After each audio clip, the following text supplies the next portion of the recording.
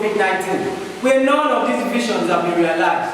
A year that has revealed our inefficiencies and multiplied our disasters, with a stream of significant human suffering, such as hunger, decrease in daily income, and major economic disruptions, all under the aegis of the COVID-19 pandemic of our time.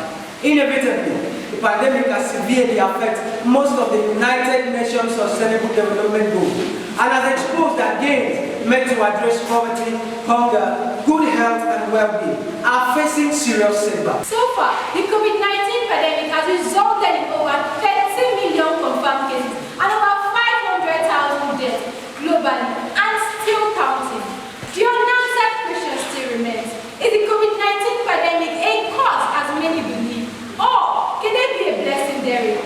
Sit back and enjoy an artist's video story on how we turned the COVID-19 disaster into an opportunity.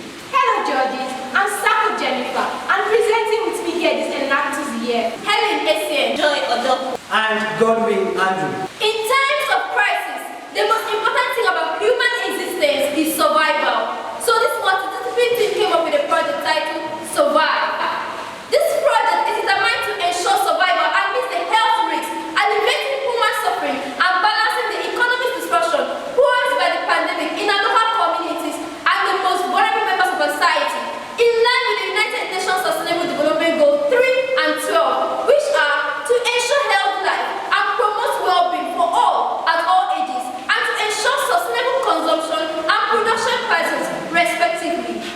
Given that in Nigeria, the virus grows dramatically at 30% rate daily, we carry out a problem evaluation on the health risks and the economic impact of the COVID-19 within Uyo Ofwat and Afaoku villages in Uyo local government area of Akwa Ibom State. Would you have ever imagined a situation where one's means of survival is cut off due to the coronavirus pandemic? This new development has turned many people hungry overnight. Meet Enobong, a beautiful young widow with 3 children who was solely affected by the coronavirus outbreak. She was a laborer in a construction site who got her wages from menial jobs like fetching of water and carrying building materials to where they were needed.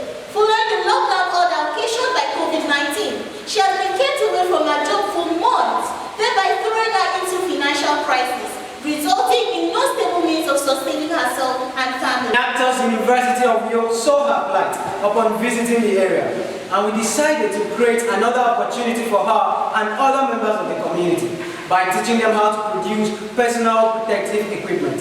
It is in this vein that we majorly consider the health and economic challenges posed by the novel COVID-19 pandemic and the resulting lockdown order. Our solution centers on recycling of plastic and fabric waste, and also the use of fresh plastic and quality bags to produce personal protective equipment such as face masks, face shield, hand gloves, hand sanitizers, and liquid soaps.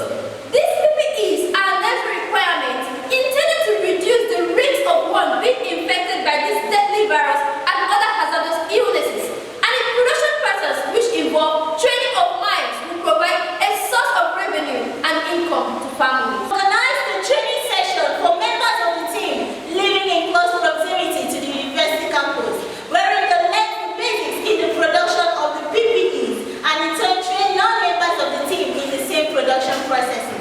We also had the collaboration of 2 fashion shops where our members and other trainees used as venues for the production of our nose masks and face shields. The creativity behind our solution centered on the fact that the production of these PPEs are being made from waste, cheap raw materials by low-income families and are put up for sales to high-income households using the University of Uyo brand.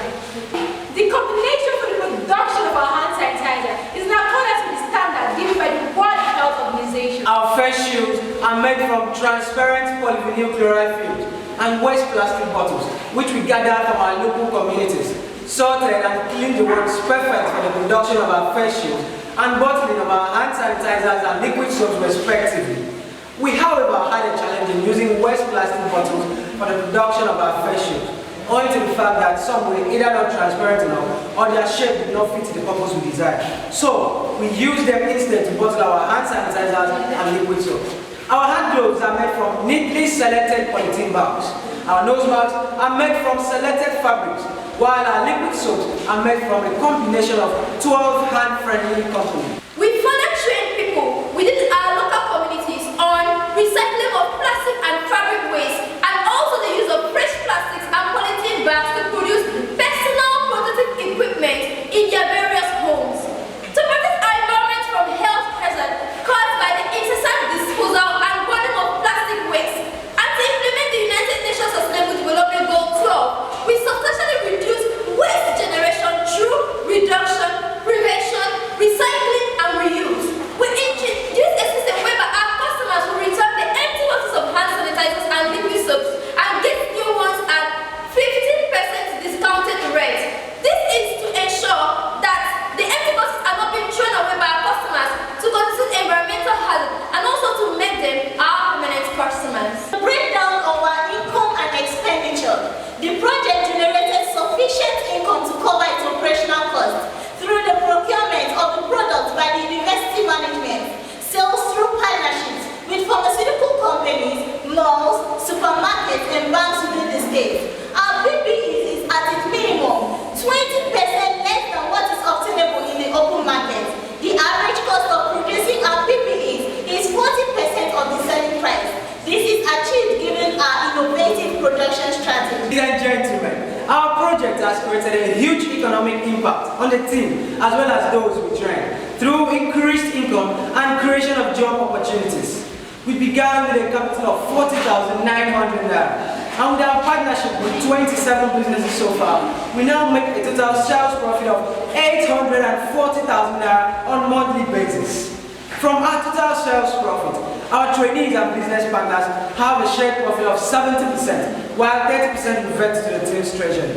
Specifically, Mrs. Enobo, who usually slept hungry with her children, can now comfortably, independently generate an average of 165,000 naira monthly from the production and distribution of our PPEs. Meanwhile, 18 of our trainees can now comfortably go home with at least 18,000 naira monthly as shared profit from the distribution and sales of our PPEs. That means over 235,200 naira monthly.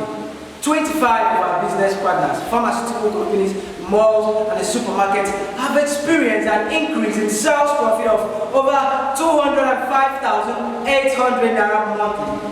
2 of our other stakeholders, the fashion outfit, have also experienced an increase in total production with a sales proceed of 147,000 naira. Having considered the added step taken to execute this project, there has been so much economic impact aimed at improving the social well-being of persons. This project offers opportunities to those we had trained and are training to use their skills to generate income for themselves, and for those that will train subsequently, thereby projecting the indirect impacts of the team. Our impacts so far include 1. Creation of 35 new jobs and improved income for about 13 persons, of which Mrs. Enobo's testimony is a reference point.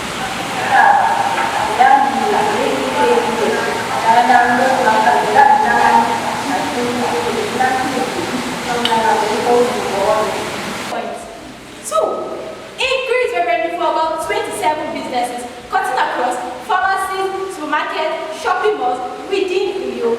3. Collaboration with the University of Uyo Management to mass produce for the institution. Expected impact with the project include increased revenue for the team and the trainees through the sale of this product, expanded partnership with pharmaceutical companies, malls, supermarkets, eateries,